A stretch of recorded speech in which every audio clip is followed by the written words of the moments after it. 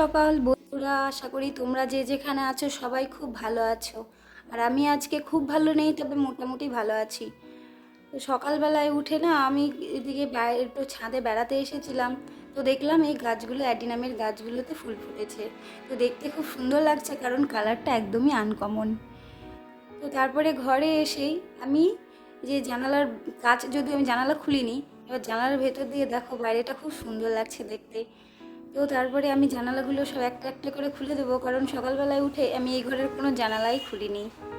তো এইদিকে দেখো জানালাটা এই পাশে জানালাটা খুলে দিলাম, আর বাইরে কিন্তু অনেকটা রোদ উঠে গেছে। তো তারপরে আমি এই পাশের জানালাটাও খুলে দিলাম। তারপরে কারণ আমি সকালে জানলা এই ঘরে না খুব একটা আসা হয় না, তো ওই ঘরটাতেই বেশি থাকা হয়। তো এই ঘরটায় অনেকটা সময় পরে আসি, যার জন্য জানালাটা একটু লেট করে খুলি। তো ছেলের এখনও একটু জ্বর ভালো হয়নি, ও এখনও অসুস্থ বোধ করছে। তো ঘুম থেকে উঠেই দেখো সব সময় যেন পাশে পাশেই ঘুরে বেড়াচ্ছে। তো এই যে দেখো খুব গরম ধরে গেছে, মানে কি বলবো, সকাল থেকে ঘুম থেকে উঠে এত গরম যেটা আর ভালো লাগে না। তো এই যে জিমি রানী খাটের তলায় শুয়েছিল, তো আজই আমাকে দেখেছে অমনি ছুটে চলে আসছে, মানে আমি যতদূর যাই ও ততদূর চলে আসবে। তো এই যে ওর জন্য একটা বল কিনে আনা হয়েছে, ও বলটা নিয়ে কিন্তু খেলা করে। আর তারপরে আমি চাটা নিয়ে নিলাম, আর চাটা খেয়ে আমি নিচে যাব, দুধের কেটলি রাখা আছে, দুধটা দিয়ে গেছে সেটাই আনতে। আর ছাদে প্রচণ্ড পরিমাণে রোদ, সূর্যের কিরণটা মনে হচ্ছে যেন আমার চোখে মুখে এসে লাগছে। তো তারপরে দেখো সিঁড়ি দিয়ে নেমে সোজা নিচে নেমে যাব, আর দুধটা নিয়েও কিন্তু আমি চলে আসব।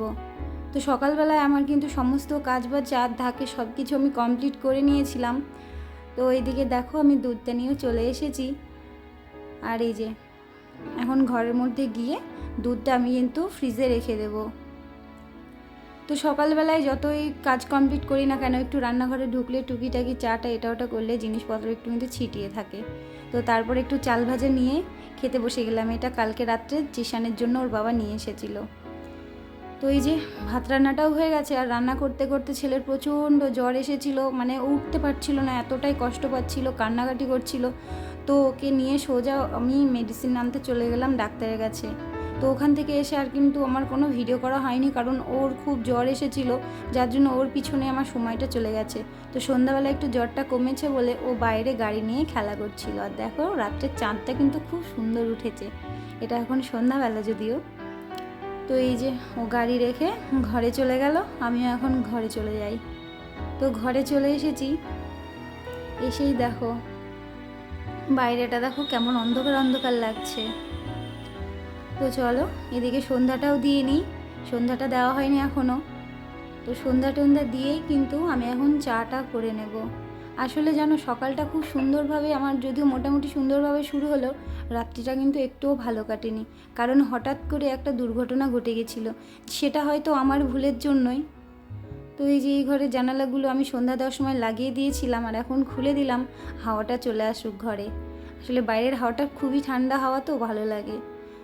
তো এই যে চলো তারপরে চাটা করে, তো যেটা বলছিলাম, আসলে রাত্রিবেলাতে আমি যখন জিমিকে খেতে দিতে যাই, তো ও খাওয়া দাওয়া করছিল, করতে করতে মানে ওকে খেতে দিয়েছি, আর আমি শুধু একটু ঘরে এসেছি, সেই সময় বড় একটা দুর্ঘটনা ঘটে যায়। একটা মৌমাছি এসে ওর খাবারে পড়ে, আর ও কিন্তু বুঝতে না পেরে মৌমাছিটাও খাবার ভেবে খেতে গেছিলো, আর মৌমাছিটা ওর মুখে কামড়ে দেয়, আর মুখটা পুরোটা ফুলে প্রচণ্ড কষ্ট পাচ্ছিল, যেটা মানে চোখে বোঝা যাচ্ছিল। তো কিছু বলতে পারে না, ওর মুখের ভাষায় আর চোখের ভাষা বোঝা যাচ্ছিল যে ও কতটা কষ্ট পাচ্ছে, কিন্তু কোনো কিছু করার ছিল না। ও যেহেতু খুবই বাচ্চা, ওর বয়স আজকে 26 দিন। তো আমার ভুল ছিল, যার জন্য আমার নিজের প্রতি খুব রাগ হচ্ছিল। তো এই যে চাটা করে নিয়েছি, করে নিয়েই কিন্তু আমি এখন চাটা ছেঁকে আমি এখন চাটা দিয়ে দেব, আর আমিও চাটা খেয়ে নেব। যেটা বললাম সেটা যদিও একটু রাত্রের ঘটনা, সেই ভিডিওটাও আছে। খুবই কষ্ট হয় যে, মানে কি বলবো, ছেলের মতো কদিন থেকে আছে কাছে, তো খুব ভালোবাসি। তো ওর কিছু হলে জানো না, সত্যি কথা বলতে আমি কালকে কান্না করতে লেগে গেছিলাম যে আমার এতটা কষ্ট হয়েছে। নিজের ছেলের তো জ্বর, শরীর খারাপ, বুঝতে পারছো, সারাদিন 3 দিন থেকে তো ওকে সহ্য করছি, ওর ডাক্তার দেখানো, ওষুধ খাওয়ানো, সব কিছু করছি, তারপরেও যাকে মানে পুচকুটাকে এমন অবস্থা হয়েছে যে আমি সত্যি নিজেকে খুব খারাপ ফিল হচ্ছিল। তো এইদিকে দেখো চাটা খেয়ে আমি বাসনটা, চায়ের যে কাপ টাপ ছিল আমি সেগুলো কিন্তু সব মাজা ধোয়া করে নিচ্ছি। করে টোরে নিয়ে কিন্তু আমি না রাত্রে রান্না করতে হবে। তো রান্না টান্না সব করবো। রাত্রে রান্না বলতে যদিও ভাত আছে, তো আর বাদবাকি দুপুরে মাছ টাছ সব নিয়ে এসেছিলো, মানে মাছ দিয়েছিল মা। আর আমি সেরকম কিছু করতে পারিনি, ডাল করেছিলাম আর মাছ, ব্যাস এটুকুই। তো মাছগুলো সব দুপুরে খাওয়া হয়ে গেছে। তো রাত্রিবেলাতে ভাবলাম যে একটু ডিমের ঝোল করব, কারণ ভাত আছে, ফালতু আর কোনো তরকারি করে তো লাভ নেই। তো এইদিকে আমার সব কাজ তো প্রায় হয়ে গেল, কাপ টাপগুলো সব ধুয়ে নিলাম। তো এরপরে না জিমিকে খাওয়ানো আছে, সব কাজ আছে। আসলে সারাদিন জানি না কোন দিক দিয়ে সময় চলে যায় বুঝতেই পারি না, যে শুধু ভাবি যে আজকের দিনটা কেমন কাটলো, কালকের দিনটা কেমন কাটবে। তো চলো সব জিনিসপত্র সব ধুয়ে ধুয়ে ঠিকঠাক জায়গায় রেখে দেব। আর এই বাটিটাতে ম্যাগি খেয়েছিল জিশান, মানে ও কিছু খেতে চাইছে না, ওকে যেটাই খাওয়াচ্ছি সেটাই না না না করে যাচ্ছে, জানি না কবে খাবে। সারাদিন তো প্রচুর পরিমাণে ওকে এটা ওটা বলছি, খাওয়ানোর চেষ্টা করছি, কিন্তু কিছুতেই কিছু খেতে চাইছে না। ওরও খাবারে অরুচি হয়ে গেছে। আসলে জ্বর থাকলে না কোনো কিছুই ভালো লাগে না, শুধু ওর বমি বমি পাচ্ছে। তো মানে সত্যি কথা বলতে আমার দিনটা যেন পুরোটা এতটা খারাপ যাচ্ছে আমি বলে প্রকাশ করতে পারছি না। তো এইদিকে চায়ের বাসন টাসন ধুয়ে সব গুছিয়ে রেখে দিলাম। আর এই মাছগুলো দেখো, ওদেরই কত ভালো, ওরা জলের মধ্যে নিজের মতো খেলা করে, ওদের কোনো ঝামেলা নেই, কোনো রাগ নেই, কিচ্ছু নেই। আর ওদেরকে রাত্রিবেলা একবার করে খাবার দিয়ে দিই, ব্যাস তাতেই হয়ে যায়। তো এদিকে জিশানের জন্য আমি দুধটাও নিয়ে চলে এসেছি, ওকে একটু দুধ খাওয়াবো, কারণ কোনো কিছুই তো খেতে চাইছে না। দুধটা খেলে মানে কিছুই খেতে চাইছে না। এদিকে দেখো শুয়ে আছে, তো ভাবলাম ওকে দুধটা খাইয়ে দিই, খাইয়ে টাইয়ে দিয়ে জিমিকেও খাওয়াতে হবে। তো এই যে দেখো সোফার পরেই শুয়ে আছে, মানে যেখানে শুচ্ছে সেখানে শুয়ে থাকছে, উঠছেও না, কিছু করছে না, মানে এতটা প্রবলেম হয়ে গেছে। তো চলো, সারাদিনে তো নিজের দিকে তাকানোর কোনো সময় নেই। তো এইদিকে ডিমটাও সিদ্ধ করে নিচ্ছি, ডিমের ঝোল করব। তো চলো জিমিকে খাইয়ে দিই। আর এই যে জিমিকে খাওয়াতে চলে এসেছি।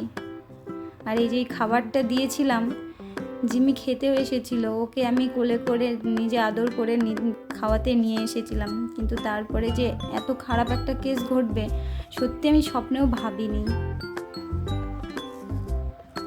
তো চলো ওকে খাইয়ে নিই। দেখো খেতে চাইছে না, দুষ্টুমি শুরু করেছে, এবার খাওয়া শুরু করছে আস্তে আস্তে। অভ্যাসটা বুঝতে পারেনি কোন দিকে খাবার দিয়েছি।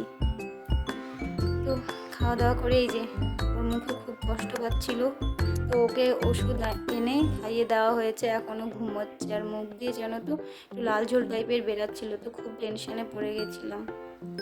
তো তারপরে রান্না করতে করতে অনেকটা রাত হয়ে গেছিলো। তো এইদিকে দেখো ভাতটা কাছে গরম করে নিয়েছি, আর ডিমের ঝোলটা হয়ে গেছে।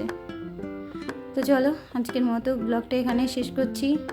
যদি ভালো লাগে একটা লাইক কমেন্ট ও একটা সাবস্ক্রাইব করে দেবে। তো আজকের মনটা সত্যিই খারাপ, প্রচণ্ড খারাপ, যেটা বলে বোঝাতে পারবো না। তো এই যে চুল টুল বেঁধে নিয়েছি, আর জিমে এখন ঘুমোচ্ছে। আর সবার কিন্তু খাওয়া, মানে সবার বলতে আমাদের খাওয়া হয়নি, খেয়ে নেবো। তো চলো টাটা।